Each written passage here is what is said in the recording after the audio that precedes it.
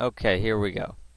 Tonight, I'm going to talk to you about iron butterflies, how to set them up, what I'm looking for, and how I'm setting my stops on them.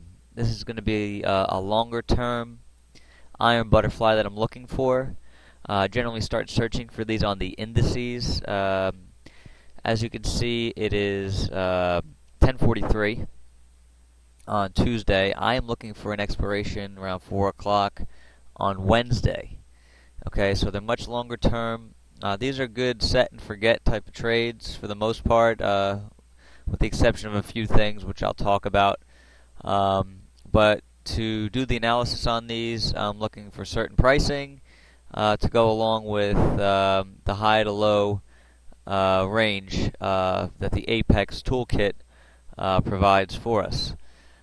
So as you can see, I'm on the ES contract right now, and that is the US 500 over at Nadex. So let's get into it. Let's set up the chart using these boxes here and get the boxes set to the right time. So we're looking at contracts that are going to be expiring tomorrow at 4:15, as you can see here. Okay, so right now it's almost 11. So let's see, we have till 12, 1, 2, 3, 4, 5 hours on top of 12. That's 17 hours until the expiration, roughly, which is 1,020 minutes. So we got to come in here and set up our expected ranges. In here we'll put 1,020, and same for the other expected range, 1,020, and hit OK. Let the chart load up, and we'll probably have to set an offset, which I'll explain here in just a minute.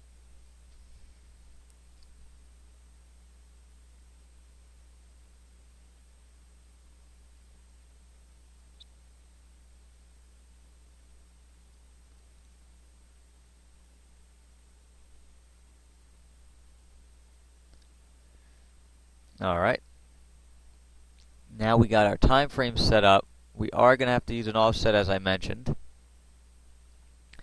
and we're going to have to move this edge of the box up to the edge of the pricing here, or the current price. So we're going to have to move it up 1, 2, 2.5, 2 hours and 40 minutes. So that is 160 minutes. Back here, 160 is your offset. Do it on both the high to low and the close to close ranges, so they match up. 160, and hit OK. Let your chart load up. If you're wondering how I do my minute calculation so quickly, I do have a little cheat sheet next to me. I made an Excel, and if you're going to be doing these type of trades, I suggest you make one as well, so you don't have to keep going to use a calculator or doing math in your head so much. Little chart right next to you will help out great. Okay, so this is what we wanted. We got the price right at the edge of the box. Now we're ready to start looking for some of these trades. I'm going to go ahead and remove the expected volume for now. I really don't need it for this part of the analysis. So let me just load that up real quick and we'll get into searching for these.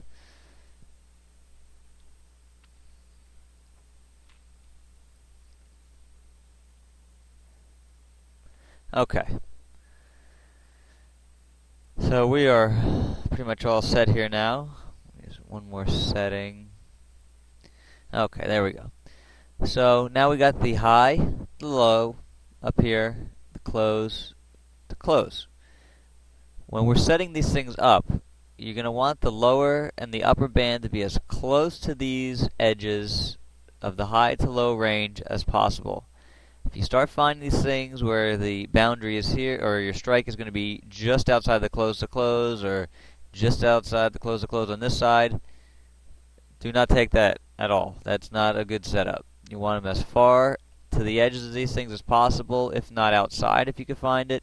I'm also going to talk about the deviation levels when setting these up a little bit further down in the video. So let's get into looking for some pricing on these things. So we're on the ES, the US 500.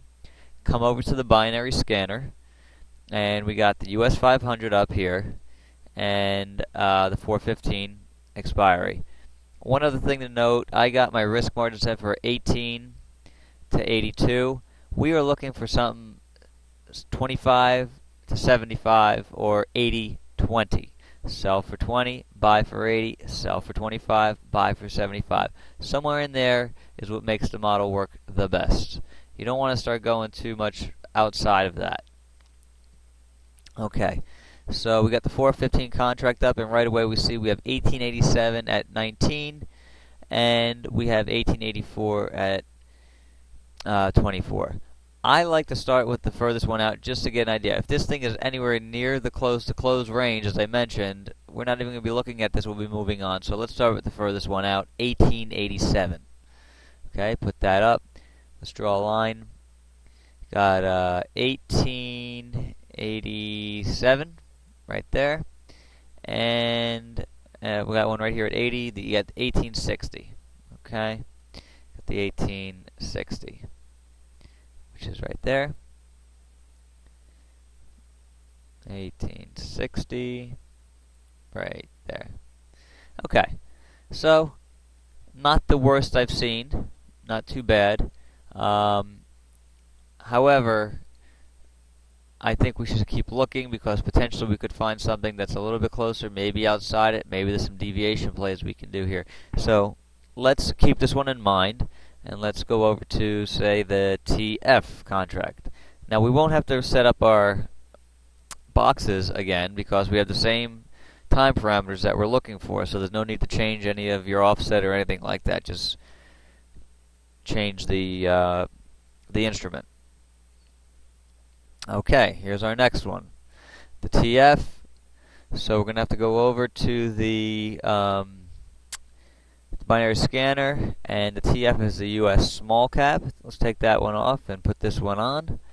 Here we go, the US small cap. And these are the type of option chains you want to see, for a iron and butter. Nice amount of choices here. Long chain. So right away I see the 1076 at 20. 1076. 1076.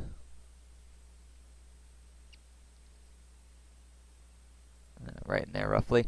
1076, and we got one at 80 is a 1046.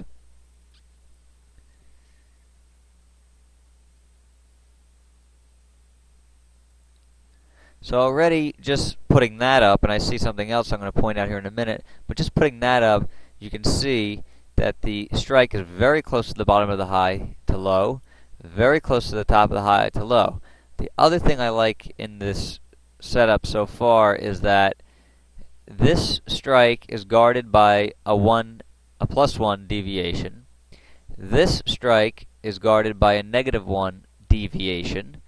So that helps a lot. That's a nice looking setup there, and this is probably something I'm going to place a trade on. So now that we got a good visual on what that is, that looks very, very nice.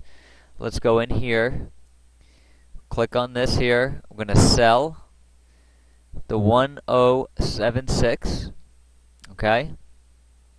And we're selling it at 1950, and we're going to go ahead and place the order. Okay, I'm going to go in the 1046 right here at 79. Okay, place the order, close. Okay, now let's see if these are in.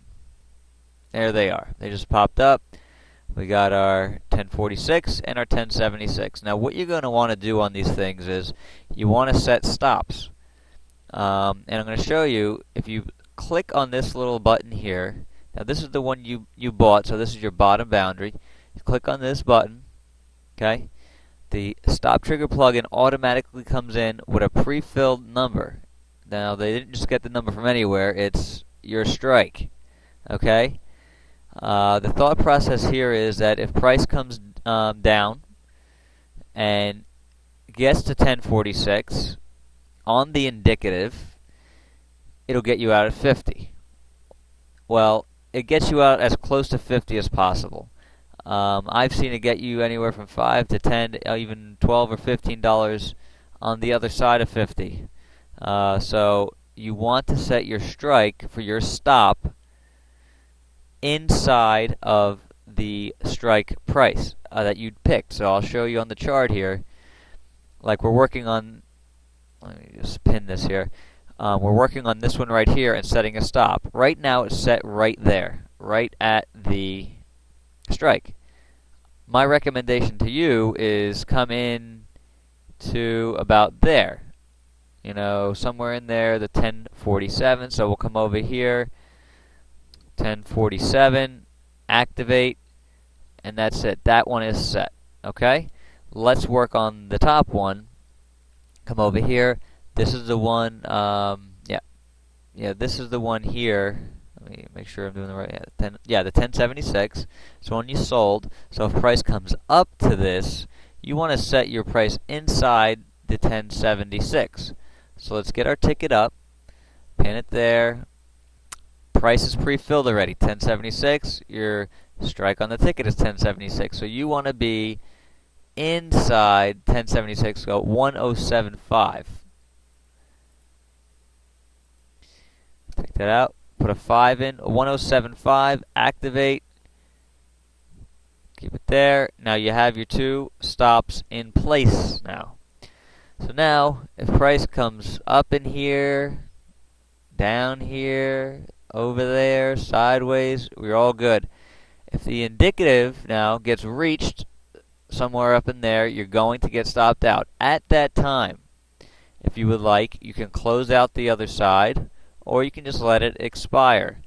I do not take profits on these, as I feel it just takes away from the profits too much, and this is such a low risk trade to begin with. There's no need to put the take profits in.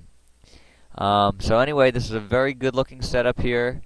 You know, you got your deviation levels. It's very, very close to the high to lows. This is what you're looking for in a trade now. Obviously, it can go past the deviation, but we are putting the chances in our favor of this trade working out. A couple other things to keep in mind with your stops. If Nadex closes, if you close Nadex, if you have a power outage, if your computer shuts off and something happens and Nadex gets closed, these will not be good. They will not be running. You need to keep these things on. So if anything like that happens, make sure you come back in and reset your stops. Okay? Another thing you can do on the Nadex platform is go to My Account, go to Settings, go to Preferences. Okay? You come in here, and at the bottom of this here, Session Inactivity. To improve your online security, you can set Nadex Trader to log you out automatically after a specified period of inactivity. So you want to set this to the furthest thing. So 12 hours is the most they give you. Set preferences, get that set up. If this thing is inactive Nadex now for more than the 12 hours, it's going to shut you out. If that happens, come back in, put your stops back in. Very important to realize this, okay? So keep that in mind. So now we are all set up on that trade and looking good. I am going to make an additional video after expiry tomorrow 4:15 to let you know how this trade has shaped up and give you the results of the trade. If you have any questions, please feel free to reply to one of my posts if you'd like on Apex. I did a few posts on these strategies. There's layouts of the model. And if you have any questions about those, there's the forum where you can respond to me, and I will answer as soon as I can. Thank you.